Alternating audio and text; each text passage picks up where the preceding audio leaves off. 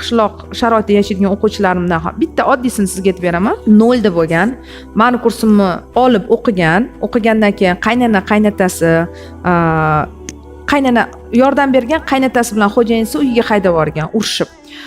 Sen shuncha pulni ishlatib, mana kursda o'qiding deb va 2 oy uyda o'qib kelgandan keyin uyida tovuq, molxona, qo'yxona ochib, hozirgi kunda o'sha ayol katta biznesga aylantirib yubordilar va ular hozir qaynata ham, er ham mana shunday hurmat qiladilar.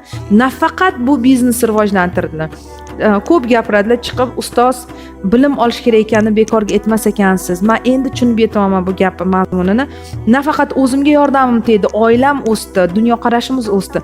Qishloq ayollari kuniga misol uchun o'sha chakki sotib ham oddiy pul qiladigan ayollarga pulni ko'paytirishni o'rgatyapman, ularga ham dars o'tyapman, ularga motivatsiya beryapman deb hozirgi kunda shu ayolimiz haqiqiy tadbirkor ayoli bo'lib ketdi. Demak, tadbirkorlik qilayotgan ayollarning pulni qanday taqsimlashni ham o'rgatasiz. Hammasini